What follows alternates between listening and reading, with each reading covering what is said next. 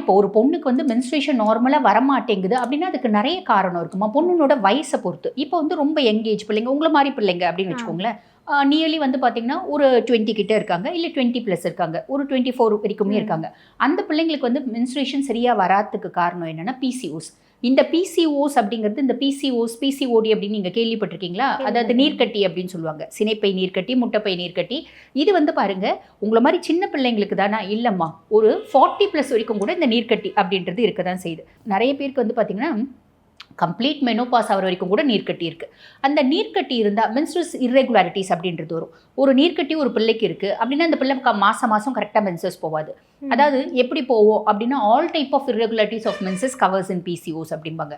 தூரத்தில் எத்தனை விதமான குறைபாடுகள் இருக்கோ அத்தனையும் வரும். அதாவது மாதம் ஒரு ஷோ ப்ளீடிங் அப்படின்னு சொல்லுவாங்க, இவ்வளவே ஸ்பாட்டிங் மட்டும் வரும் அந்த பொண்ணுக்கு. அதுக்கப்புறம் மென்சஸே போகாது, நாப்கின் கூட வைக்காது, அந்த மாதிரி ஒரு விஷயம் இருக்கும்.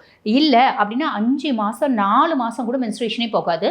அதுக்கப்புறம் என்ன பண்ணுவாங்க, அம்மா வந்து டாக்டர் கிட்ட கூட்டின்னு போவாங்க. டாக்டர் சிம்பிளாக ஒரு வார்த்தை சொல்லிவிடுவாங்க, பிள்ளைக்கு ரத்தம் இல்லை அப்படின்னுடுவாங்க.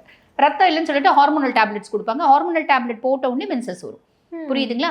இந்த மாதிரி அந்த பொண்ணு ஃப்ரீக்வெண்ட்டாக மாத்திரை சாப்பிட்டு மென்சஸ் வரும். அதுக்கு ரீசன் என்ன அப்படின்னா அவங்களுக்கு வந்து இந்த ஈஸ்ட்ரஜன் எக்ஸஸ், ப்ரொஜெஸ்ட்ரோன் டிஃபிஷியன்சி அப்படின்ற ஒரு கண்டிஷன், ஓவுலேஷன் அப்படின்ற ஒரு கண்டிஷன். அதே மாதிரி பார்த்தீங்கன்னா பெண்களுக்கும் ஆண்களுக்கான ஹார்மோன்ஸ் இருக்குமா, டெஸ்டோஸ்டிரான் அப்படின்றது செக்ரேட் ஆகும். அப்போ பெண்களுக்கு அளவுக்கு அதிகமாக டெஸ்டோஸ்டிரான் செக்ரேட் ஆகும்போது இந்த மாதிரி வந்து பார்த்தீங்கன்னா மென்சஸே வந்து போகாது. அப்போ ஹார்மோனல் பில்ஸ் கொடுத்தா தான் மென்சஸ் போகும். இல்லைன்னா மாதத்தில் 2 மென்சஸ், பாலிமெனோரியா அப்படிம்பாங்க, அளவுக்கு அதிகமாக போகும். இந்த மாதிரி நிறைய ரீசன். அப்போ எந்த ரீசன்னால பொண்ணுக்கு மென்சஸ் குறைபாடு அப்படின்றத நம்ம கண்டுபிடிக்கணும். ஓகே, புரியுதுங்களா? இது மத்தியம ஏஜ்னா அடினோமயோசிஸ், ஃபைப்ராய்டு, எண்டோமெட்ரியோசிஸ், அப்படி ஒரு விதமான கர்ப்பப்பையில் ஏற்படக்கூடிய நோய்கள்னாலே மென்சஸ் இர்ரெகுலாரிட்டிஸ் இருக்குது.